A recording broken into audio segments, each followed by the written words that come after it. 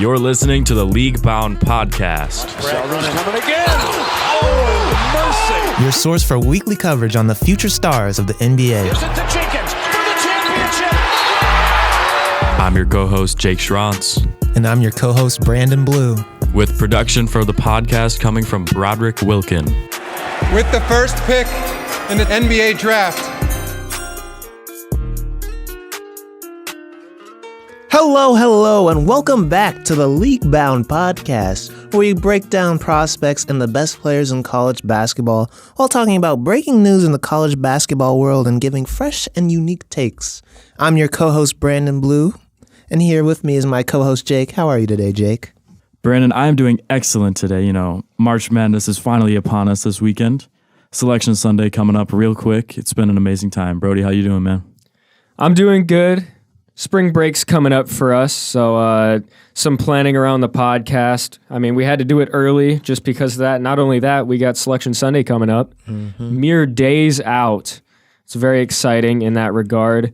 We got tournaments going on as we speak. I think the last batch of the games today pretty much just finished up. And this is supposed to release basically the morning after we record this. So, and that'll be on Saturday, right before Selection Sunday. We'll give you some tips. We'll give you who we think stands a good chance of going pretty deep into March Madness before selections are even made. And I think that'll be helpful for you guys to when you decide to go make your brackets. So, what do you say we get to it, Brandon? Yes, sir. And I'm happy because this week we finally have some negativity. Negativity.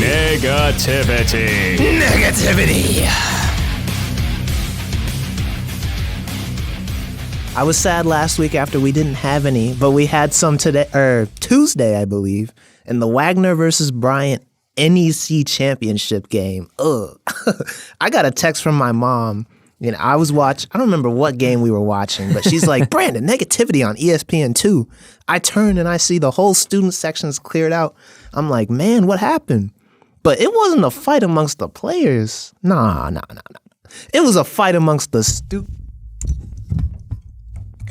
It was a fight amongst the students, bro. It was so Brandon bad. was just fighting the mic right there. God. For real. It was so bad they had to put the game on a 30-minute hiatus. One fan got arrested after. The fight was funny. Oh, I remember they were like re-showing the fight on SportsCenter, and they just zoomed in on somebody absolutely getting socked in the face, and bro like fell back into the crowd. It was funny, bro. What a great fight. This might be the best fight that we've had all year on negativity, I would say. And during Champ Week.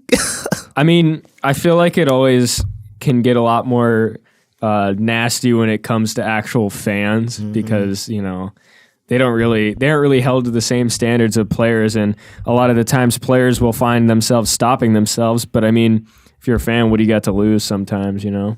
Yeah. I mean, except never being allowed to go and watch another game from your college team again. But, you know.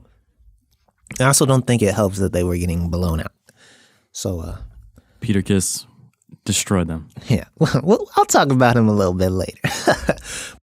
But now, on to our weekly take segments, a segment where we break down any news in the week and give our takes on it.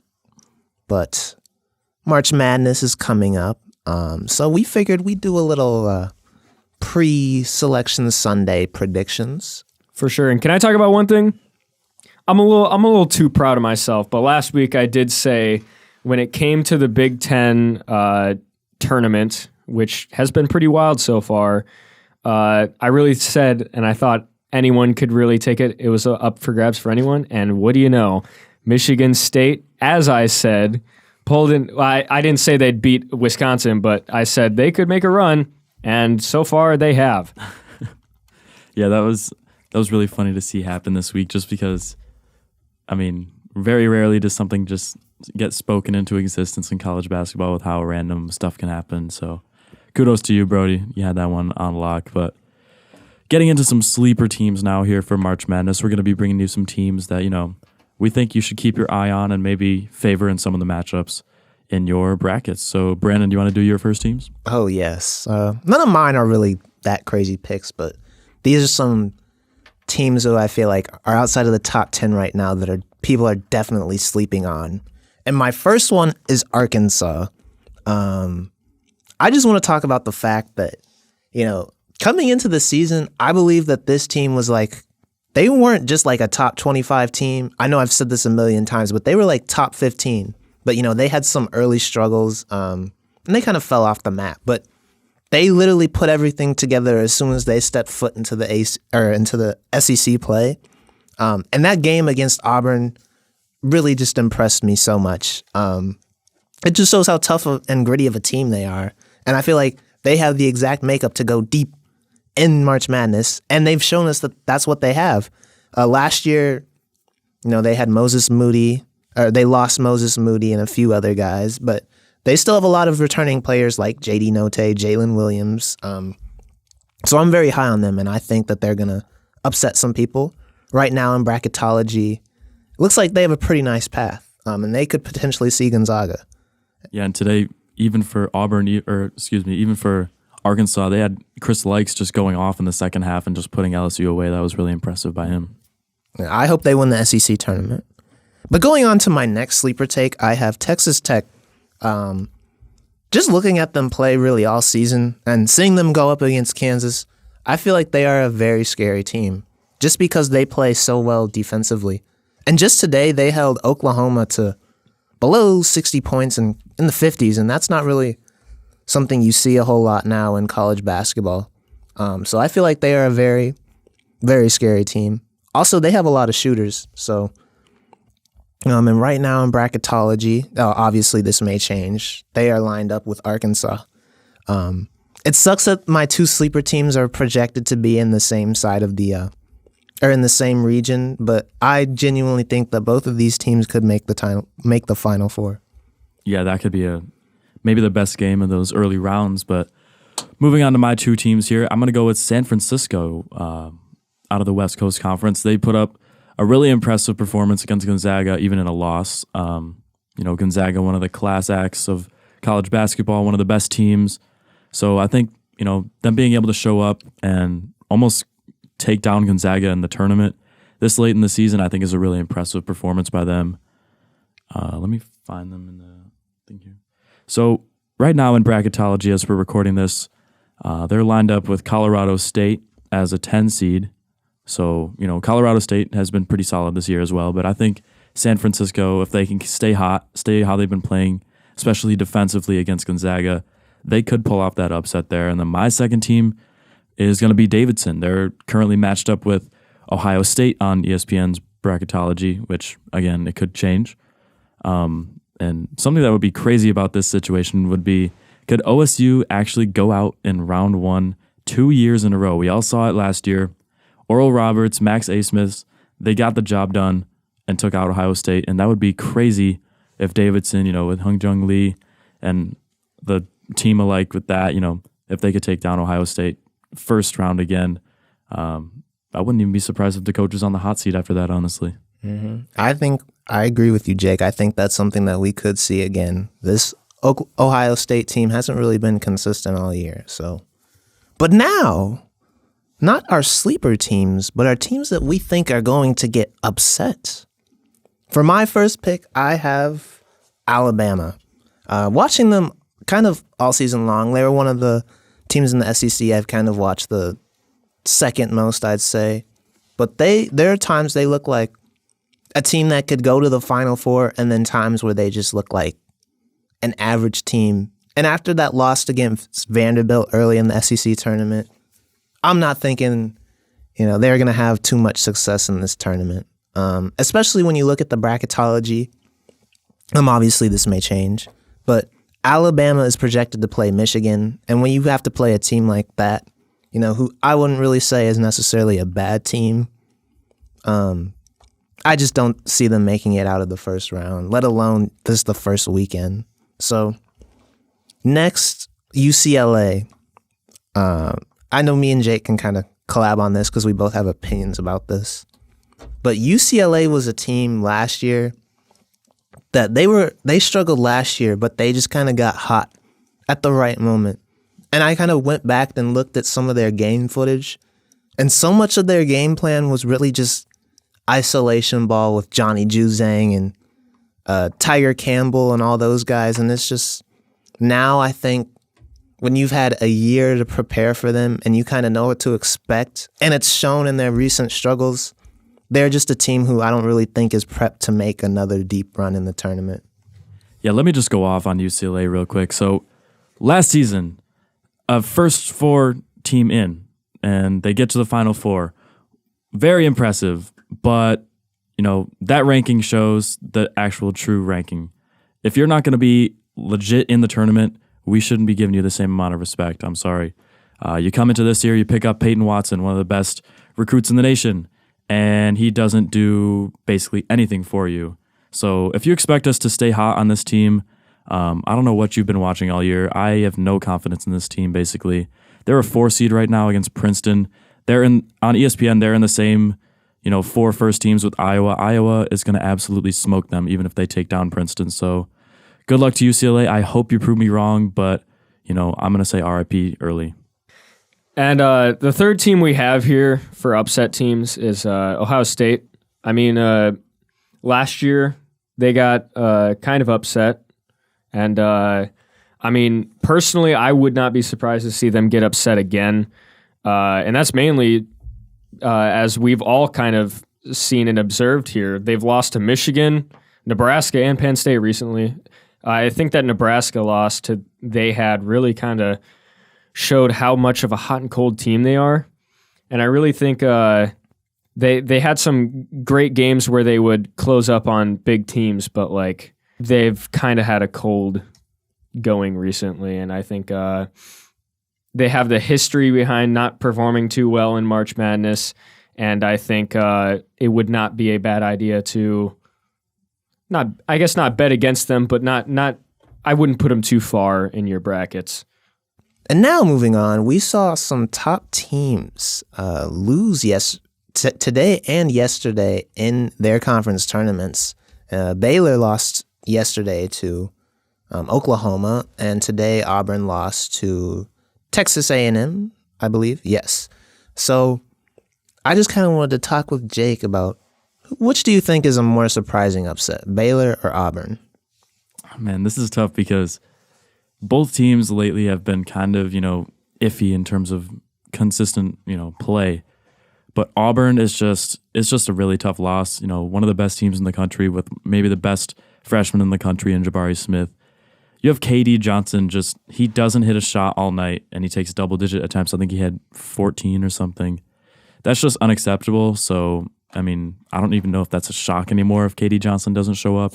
He's kind of been on the downhill for the second half of the season, but I would say that Auburn is kind of the more surprising upset just because of, they were probably the favorite in the SEC tournament. Weren't they the 1 seed? Mm-hmm. Yeah, so I would say they're the most surprising for me.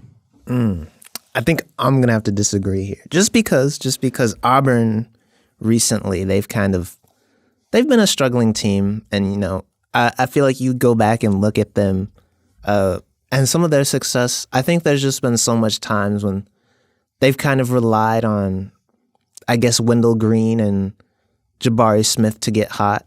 And we kind of saw that today, but it's like you come out the gate slow and you don't have anybody to set the tone for you. And I feel like that's just been something we've seen repeatedly with Auburn. But as for Baylor, I feel like, especially lately, really after their loss to Kansas, they kind of asserted that they were probably the best team in the Big 12. I hate to say it, just because of how dominant they were defensively. And I do notice earlier in this season that it looked like down the stretch they would have a lot of offensive issues, but we kind of saw that again yesterday with Oklahoma. And so that's kind of where I'm so shocked. I don't remember exactly how long it was, but I think the last 5 or so minutes maybe I'm twisting that a bit, but it seemed like they didn't score a point at all. And that's something that's very reminiscent of early on in the season. And I'm hoping that that's something that they have fixed, and going into March Madness, we won't see that again. So coming in here we're going to talk about a couple NBA prospects that you're not going to want to miss during March Madness. What's your first one, Branden? My first player is probably going to be Jalen Duren. He's been playing really well since we talked about him last on the prospect breakdown. In bracketology right now, they're projected to play a team like Seton Hall, and I could easily see him going to town on them. Also, another player I want to talk about is who we're actually going to do for our prospect breakdown today is Bennedict Mathurin. Right now, they are a top seed in all of March Madness. They are a 1 seed, and they have a pretty good. I feel like they'll have a pretty good chance to go far. And honestly, Arizona is a team that, and just Bennedict Mathurin in general, is a team that I wish we talked about a little bit more because I feel like they've been playing really phenomenal basketball, honestly, but we just haven't talked about them. But Bennedict is someone I'd look out for. And then 2 other players I want to talk about are Ochai Agbaji and Johnny Davis, mainly because these are 2 people who are in the running for the Naismith Player of the Year, but also it's rare to have 2 frontrunners also be really potential lottery picks in the draft. And with them playing such a pivotal part in their team's success, I feel like we could see some very, very big games from them, especially if they both make it deep, maybe even a potential matchup, which I'm hoping we see. Yeah, I definitely like that point there, talking about how their performance really indicates how well the team is going to do. We definitely saw that on display today with Wisconsin. We'll get into it in a little bit, but Johnny Davis wasn't quite on the mark today, and we all saw what happened. And if you're trying to look at some talent that is going to be going into the NBA, these 2 guys are definitely people to look out for. They're extremely talented and extremely entertaining to watch. Yeah, we all saw that Ochai Agbaji nasty inbound dunk on the poster. One of the best highlights of all week. Gave me chills. Reminded me of that Wayne Selden dunk from a few years ago. Real Definitely. one. Reminded me of prime Branden Blue. Oh yeah. I'd be out there. But also, I want to talk about, other players to look out for. Obviously, you have your Jabari Smith, your Paolo Banchero, Jaden Ivey. Chad Holmgren. Yeah, we wanted to talk about players who you may not be looking for. So we all know you're going to be looking out for them. Come on. All right. The stock market.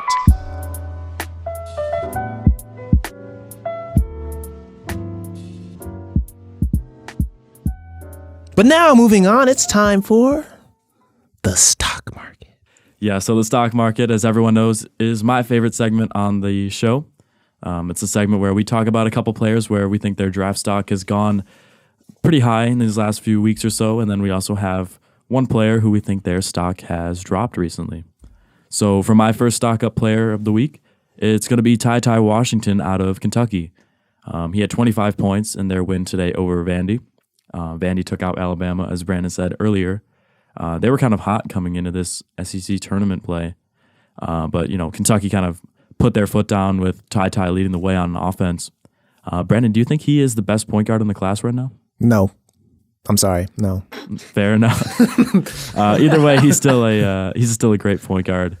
He's a great scorer and facilitator for the Wildcats. So I would just like to say, Ty, no disrespect. Obviously, I still think he's good, but I don't even think he's the best point guard in the SEC. I'm just going to leave that. Okay, fair enough. I do agree with that. But I still think he's a great player. My second stock up is going to be Wendell Moore. Stock ups from 2 of the blue bloods in college basketball this week. Very interesting. Wendell had 26 and 8 assists in their win over Syracuse recently, and he had 17 points, 6 rebounds, 3 blocks versus Miami today. He's been key to Duke's, continuing to have success in the ACC tournament, and I think he's definitely going to be key moving into the future. Branden, what you got? Next up, stock up. I just wanted to show some love to the nation's leading scorer right now, and Peter Kiss. We already talked about that Wagner versus Bryant game where that fight broke out, but if you actually watched him from that game, he was just crazy. He was hitting, step back threes, crazy dunks. He was talking trash to the crowd.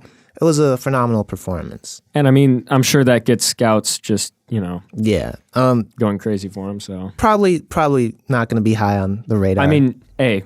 But he's still on there. I mean, second round most likely. Late in the draft, team might just be looking to take a flyer on a guy who was just dominant in college. And without just like, I mean, such a impressive performance, you know, in the most dire time for their team. I mean, you know, it's looking pretty good on the draft stock.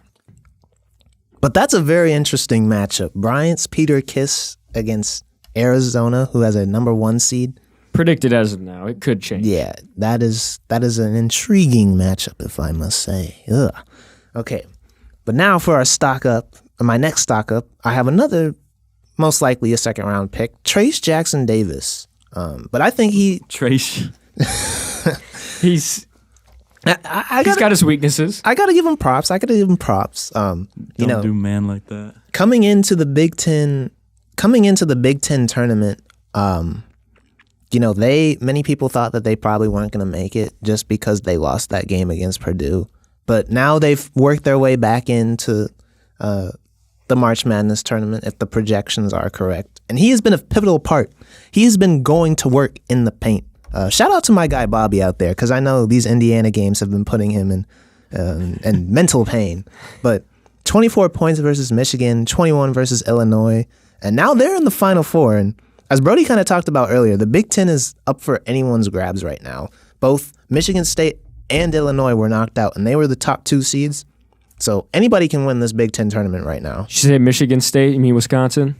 Oh, yeah. Yeah, because I picked Michigan State, and Michigan State's still in there. Are you pulling for Michigan State all the way? You going that far? I'm not a Michigan State fan, and not even close. So, no, but I did think they had Big potential. Ten tourney. You think they can get it done? Just purely riding the wave that I think you so. started Is last Iowa week. in there right now, too? Iowa is still in there. And it's Purdue, right? Purdue still? Purdue, Iowa, Michigan State, and Indiana. I'll go with Purdue. Jaden Ivey all the way. Fair enough. Look out for him, too. He should be extremely entertaining to watch. Definitely. So. But, I mean, everyone knows about him, so. And now, moving in to our stock down, I'm sorry, Johnny, but you can't run away from this, bro. I'm sorry. 3 for 19 and a loss to Michigan State, who you guys have lost to already in the season. We just can't ignore that, my man. I'm really sorry. Yeah, it kind of sucks to put Johnny Davis back down in the stock down. It seems like every other week he's on stock up or stock down, which, you know, kind of a strange enigma we've built here with him. He's such a hot and cold player, and just recently he's just been struggling. And, I mean, I don't know how much it will do for how far down he'll actually go, but it's definitely probably got some scouts concerned about consistency. Go ahead. I was just going to say, if he does this in March Madness, I could definitely see him falling out of the top 10, especially since every year there's one prospect who ends up really showing out in March Madness and raising their draft stock exponentially. So, yeah, and with Johnny, you know, I will say, when we were trying to decide for stock down this week, he kind of got put in a tough position this week just because of how well a lot of like draft stocked players were playing this week. So he really kind of stuck out like a sore thumb with his terrible performance. But just like in the past, he'll probably go out in the tournament and put up like 30 points and get right back into the stock up. So we're still pulling for Johnny Davis here on the podcast. But now moving on to the best performance of the week. Performance of the week. Jordan Walker put up a 40-piece McNugget in a 3-overtime win over Middle Tennessee, who was the 1 seed in the Conference USA tournament. Yeah, Jordan Walker, he's averaging just under 20 points per game at 19.5, which is top 30 in the nation as of recording this podcast. But one thing that is holding him back just physically right now, he's only 5'11" and 175 pounds, which definitely could limit his NBA potential, but we've obviously seen smaller guards in the past. Cardiac Kemba. Yeah, Cardiac Kemba, insane March Madness player. Been an insane player in his career so far, and then obviously probably the greatest small guard of all time in Isaiah Thomas. Definitely not putting him up with him in terms of potential yet. And I mean, that's just what's so fun. That is Isaiah Thomas on the Pistons, I will say, not current day Isaiah Thomas. That's just what's so fun about March Madness is it's just really, it's anyone's game. Everyone gets a shot, and you can see the most miraculous and beautiful things happen in this sport. League Him. Now moving on to our League Him Player of the Week.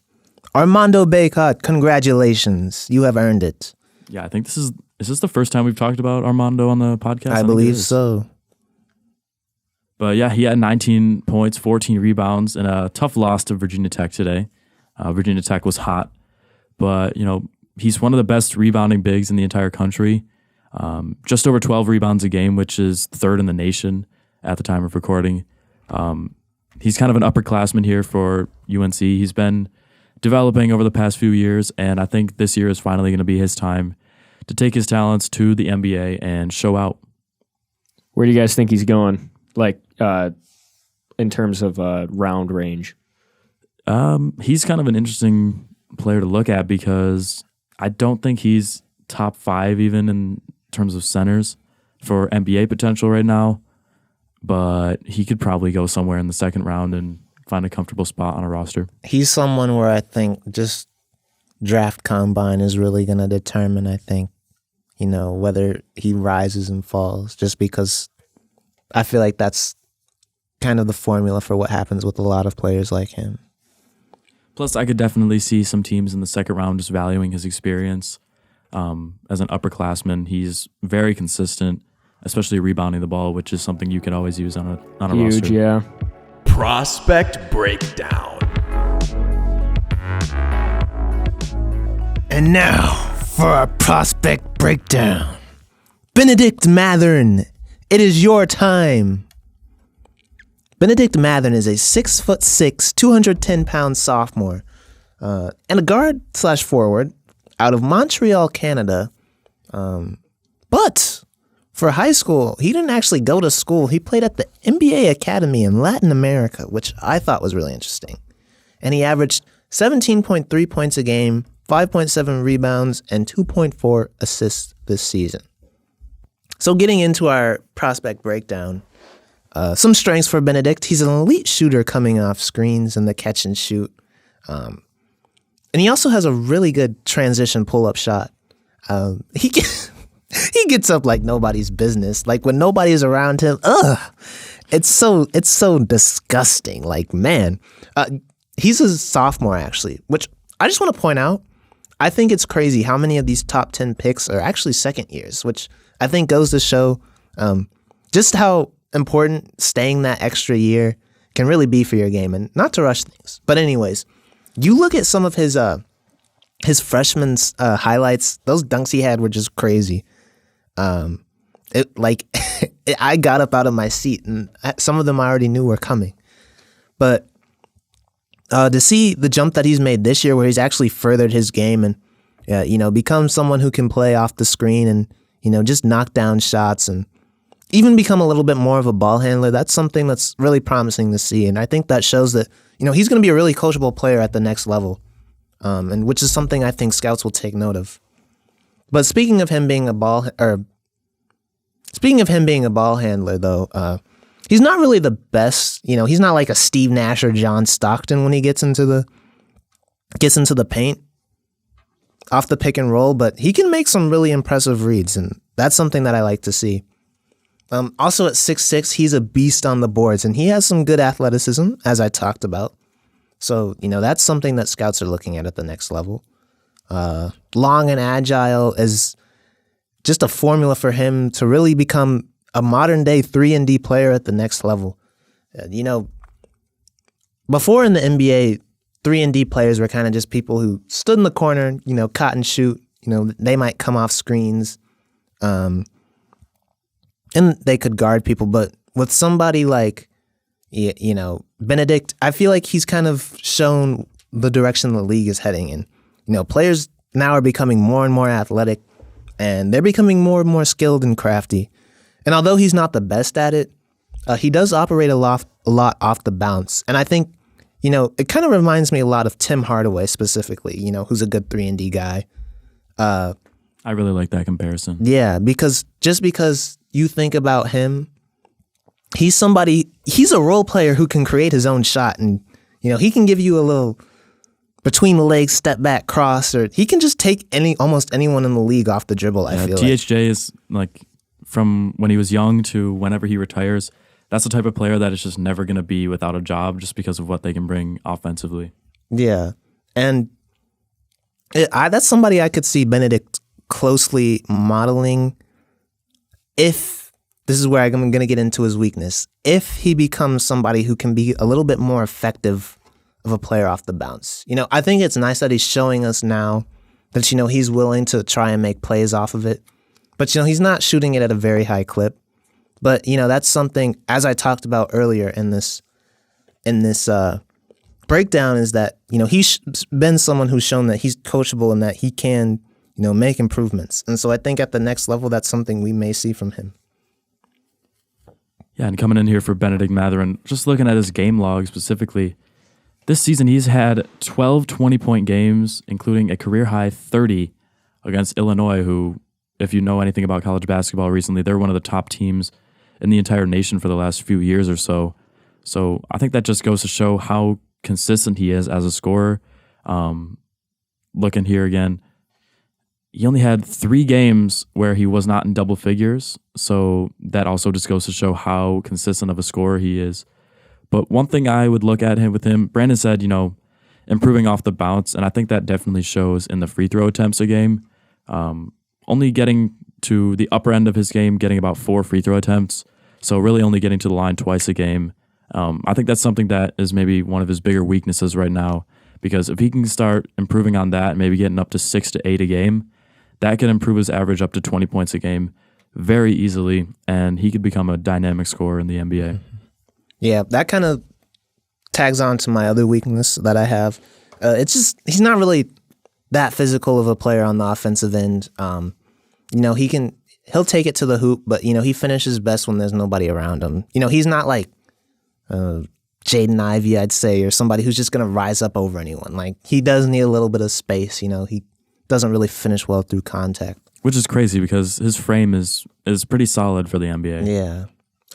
Obviously, he probably will put on a little bit more weight, but you'd still think Yeah. He's long too, so he should be able to reach over the bigs. But my question for you, Brandon, a lot of mock drafts have Mathurin and also Johnny Davis, kind of swapping in terms of who goes first, who goes second.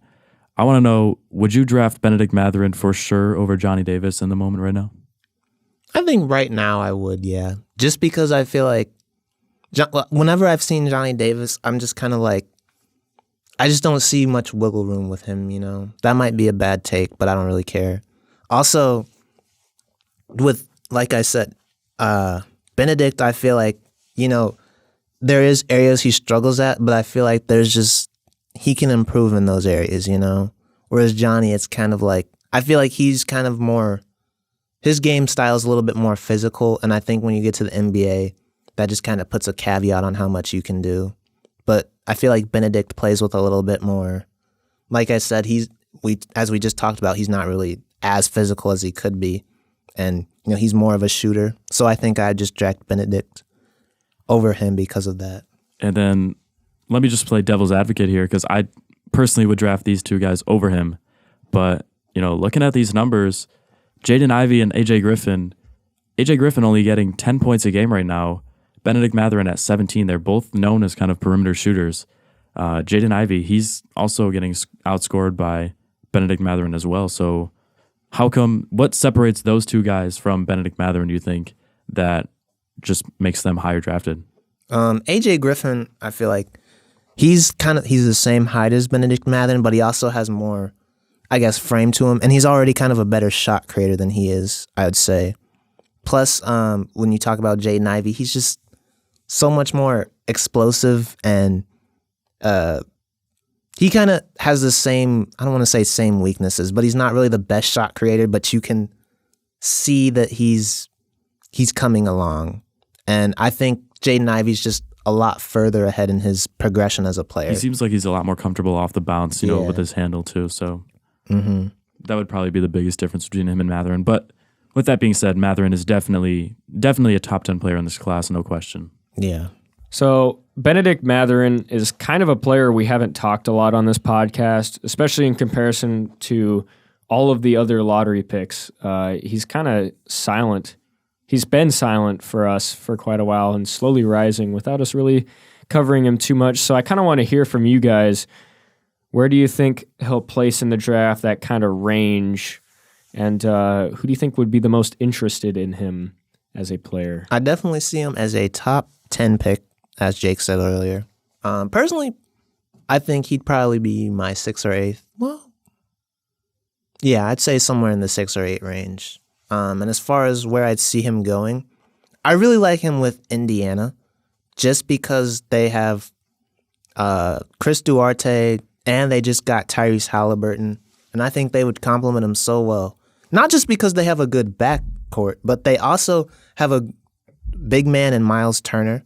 I know he only has 1 year on his contract after this season, but he's a good screening body who I feel like can get Bennedict open for a lot of shots. And, as we've seen at Arizona, that's kind of where his game is at the best right now, just coming off of screens. And I feel like it would put a little less pressure on him to develop so quickly.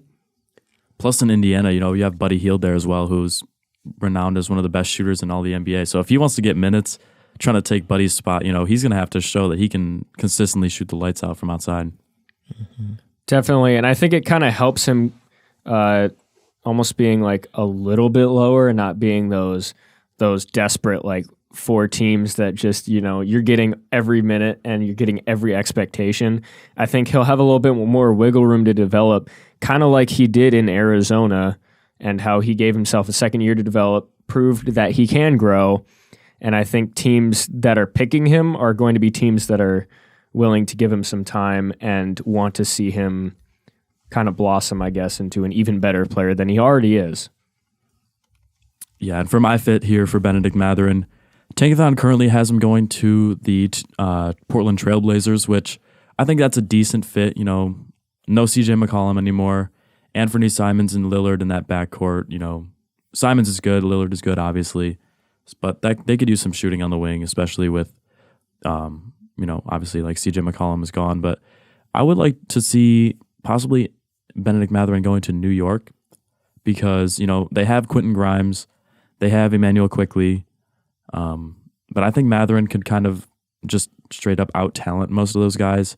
Grimes has been pretty good defensively this year, which is something Mathurin's going to have to work on. But, I think New York just takes him and just lets the cream rise to the top between those 3 guys and figures out their backcourt to pair up with RJ Barrett and Julius Randle. Brandon, I saw a little bit of disgust with the Portland pick. Do you want to let me know what you were thinking there? Actually, I wasn't shaking my head at that. I was actually looking at this.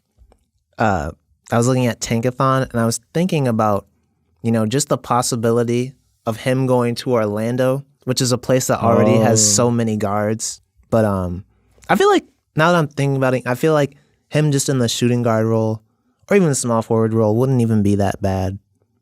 But also, looking at Sacramento, another place I'm just hoping he doesn't end up. Because you think he's kind of more versatile between being a guard and a forward? Like they could switch him around a bit and kind of rotate him between that position? I think so. Just because I know basketball is becoming more positionless, and shooting guard and small forward, I feel like they're so similar positions, especially now. It's kind of like, because everybody can shoot, so it's like the introduction, just wing players just shooting the lights out because they can. Mm-hmm. So I really just feel like it's who's on the floor. And that will wrap it up for today's episode and our segment on Bennedict Mathurin. He's definitely a top 10 pick, and he's got a bright future in the NBA. Yeah, so a bit of an apology for no trivia today. We figured this podcast would run a little bit longer than it normally does. And not only that, spring break's coming up, and we got some videos planned to help you guys set up your brackets. We have fun making them, and actually, before we sign off, do not forget, if you look to our socials that we will plug here in a second here, we're actually running a league-bound bracket, a bracket group. There will be links to join it, and you can come and compete with us to see who has the best bracket. But other than that, we got videos planned coming out to help you pick your own brackets and make your brackets to beat us. That'll pretty much wrap up the podcast. How about that, Jake? Yeah, that's going to wrap it up here today on episode 8. eight episodes already here on League Bound. Thank you guys continually for tuning in. We love doing this. It's a lot of fun. Make sure you follow us on social medias. You can follow me on Instagram and Twitter at Jacob Schrantz. Make sure you follow me on Instagram at Branden.Blue with 2 E's. And you can follow me on Twitter at Brody Wilkin or on Instagram at Broderick Wilkin and YouTube, which is just Broderick Wilkin. Just as a reminder, League Bound is on Spotify and YouTube, both titled League Bound. Feel free to like and subscribe, follow us on Spotify. And don't forget, if you enjoyed the video and you think we do a good job, please give us a 5-star on Spotify. It helps so much, and we appreciate it deeply. We love doing this, as always, and I hope you guys have a great day. Videos on the way for March Madness. Gonna help you make the bracket, or make your bracket, or more, or 10, or 15, or 50, or 100, however many you like to make. Yeah. Have a great day, y'all. I'll see you around. Man, the Cavs lost to the Heat. You down sad. Why you do that to me, bro? You down sad, I just have bro. to bring it up like that, man. Why? You down sad, bro. I'm about to eat me some